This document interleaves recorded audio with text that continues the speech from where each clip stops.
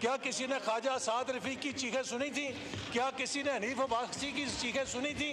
क्या किसी ने शहबाज शरीफ या नवाज शरीफ, मरियम नवाज, हमदा शहबाज, शाहिद खाकान मेरी चीखें सुनी थी? हमने ख्वाजा आसिफ की चीखें सुनी थी किसी ने? हमने अल्हम्दुलिल्लाह बहादुरी के साथ सामना किया है। हम चीखे नहीं थे इसलिए कि हम हक और सच के ऊपर थे। इनकी रोज चीखें निकलती हैं, हाय मेरा वो निकल गया, हवा निकल गई, मेरा वो ऑक्सीजन खत्म होगी। सुने सुने, सच सुनने की आदत, सच सुनने की हौसला पैदा करें, हौसला पैदा करें, हौसला पैदा करें। फिर जी तशरीफ रखें, सुन ले, हौसला पैदा करें, हौसला।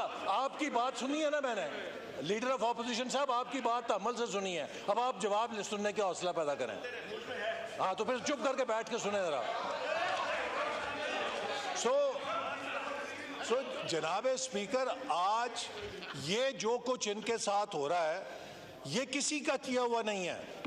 ये जो कब्र इन्होंने खुद खोदी थी दूसरों के लिए, आज उसके अंदर गिरे हुए हैं। इसीलिए कहते हैं किसी के साथ बुरा ना करो, एक दिन तुम्हें खुद उसको भुगतना पड़ेगा।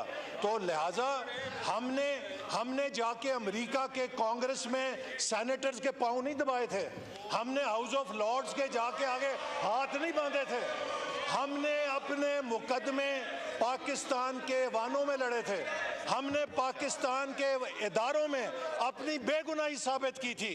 तो अगर आप समझते हैं कि ज्यादती हो रही है तो जाइए अदालतों में बेगुनाही साबित करें, बताएं कि वो जो 190 पाउंड का आपने गबन किया है वो पैसा किसके कहने पे गबन किया है, आप अदालत को जाके बताएं। आप बताएं कि जो तोहफे आपने बेचे हैं वो किसके कहने पे बेचे हैं, कि आपके सिक्योरिटी गार्ड को महंगे तोहफे मिले हैं और वजीर आजम को सस्ते तोहफे मिले हैं। मुझे बताएं दुनिया का कौन सा मुल्क है कि जो वजीर आजम के स्टाफ को महंगे तोहफे दे रहा है और वजीर आजम को सस्ते तोहफे दे रहा है।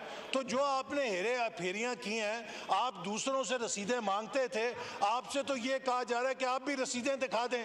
जब आपसे कहा जाता है रसीदें दिखाएं, आपकी चीखें निकलती हैं। तो मेरा कहने का मकसद है कि जो आपने दूसरों के लिए असूल लगाए थे, जो दूसरों के लिए तराजू लगाए थे, उनके ऊपर खुद भी तुलने के लिए तैयार हों। अपने लिए मांगते हैं वीआईपी, अपने लिए मांगते हैं एनआरओ। ये जो बातें कर रहे हैं ना, असल में जनाब स्पीकर ये एनआरओ मांग रहे हैं कि इनके लीडर को एनआरओ दे के जेल से बाहर निकाल दिया जाए। मैं वाजे करना चाहता हूं कि आपके लीडर को एनआरओ नहीं मिलेगा, उसको अदालत में अपनी बेगुनाही साबित करनी होगी। हमने साबित की थी, हमने अपने मुकदमात में खुद को बेगुनाह साबित किया था। तो जाइए जाके बेगुनाही साबित करें, एनआरओ की भीख ना मांगे, एनआरओ नहीं मिलेगा। क्या किसी ने ख्वाजा साद रफ़ी की चीखें सुनी थी? क्या किसी ने हनीफ अब्बासी की चीखें सुनी थी? क्या किसी ने शहबाज शरीफ या नवाज शरीफ, मरियम नवाज, हमदा शहबाज, शाहिद खाकान मेरी चीखें सुनी थी? हमने ख्वाजा आसिफ की चीखें सुनी थी किसी ने? हमने अल्हम्दुलिल्लाह बहादुरी के साथ सामना किया है। हम चीखे नहीं थे इसलिए कि हम हक और सच के ऊपर थे। इनकी रोज चीखें निकलती हैं, हाय मेरा वो निकल गया, हवा निकल गई, मेरा वो ऑक्सीजन खत्म होगी। सुने सुने, सच सुनने की आदत, सच सुनने की हौसला पैदा करें, हौसला पैदा करें, हौसला पैदा करें। फिर जी तशरीफ रखें, सुन ले, हौसला पैदा करें, हौसला।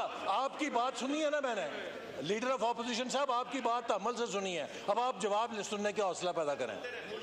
हाँ तो फिर चुप करके बैठ के सुने जरा। सो जनाब स्पीकर, आज ये जो कुछ इनके साथ हो रहा है ये किसी का किया हुआ नहीं है। ये जो कब्र इन्होंने खुद खोदी थी दूसरों के लिए, आज उसके अंदर गिरे हुए हैं। इसीलिए कहते हैं किसी के साथ बुरा ना करो, एक दिन तुम्हें खुद उसको भुगतना पड़ेगा। तो लिहाजा हमने जाके अमेरिका के कांग्रेस में सेनेटर्स के पांव नहीं दबाए थे, हमने हाउस ऑफ लॉर्ड्स के जाके आगे हाथ नहीं बांधे थे, हमने अपने मुकदमे पाकिस्तान के वानों में लड़े थे, हमने पाकिस्तान के इदारों में अपनी बेगुनाही साबित की थी। तो अगर आप समझते हैं कि ज्यादती हो रही है तो जाइए अदालतों में बेगुनाही साबित करें, बताएं कि वो जो 190 पाउंड का आपने गबन किया है वो पैसा किसके कहने पे गबन किया है, आप अदालत को जाके बताएं। आप बताएं कि जो तोहफे आपने बेचे हैं वो किसके कहने पे बेचे हैं, कि आपके सिक्योरिटी गार्ड को महंगे तोहफे मिले हैं और वजीर आजम को सस्ते तोहफे मिले हैं। मुझे बताएं दुनिया का कौन सा मुल्क है कि जो वजीर आजम के स्टाफ को महंगे तोहफे दे रहा है और वजीर आजम को सस्ते तोहफे दे रहा है। तो जो आपने हेरे फेरियां की हैं, आप दूसरों से रसीदें मांगते थे, आपसे तो ये कहा जा रहा है कि आप भी रसीदें दिखा दें। जब आपसे कहा जाता है रसीदें दिखाएं, आपकी चीखें निकलती हैं। तो मेरा कहने का मकसद है कि जो आपने दूसरों के लिए असूल लगाए थे, जो दूसरों के लिए तराजू लगाए थे, उनके ऊपर खुद भी तुलने के लिए तैयार हों। अपने लिए मांगते हैं वीआईपी, अपने लिए मांगते हैं एनआरओ। ये जो बातें कर रहे हैं ना, असल में जनाब स्पीकर ये एनआरओ मांग रहे हैं कि इनके लीडर को एनआरओ दे के जेल से बाहर निकाल दिया जाए।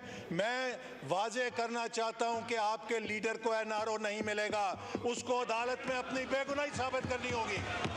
हमने साबित की थी, हमने अपने मुकदमात में खुद को बेगुनाह साबित किया था। तो जाइए जाके बेगुनाही साबित करें, एनआरओ की भीख ना मांगे, एनआरओ नहीं मिलेगा। जी मैं कॉल अटेंशन जो है इसको मैं ले जा रहा हूँ नेक्स्ट मंडे के लिए। जी हनीफ अब्बासी साहब को देता हूँ, फिर देता हूँ। नहीं, वो उन्होंने किसी का पर्सनल, क्या कोई पर्सनल एक्सप्लेनेशन? Behave yourself.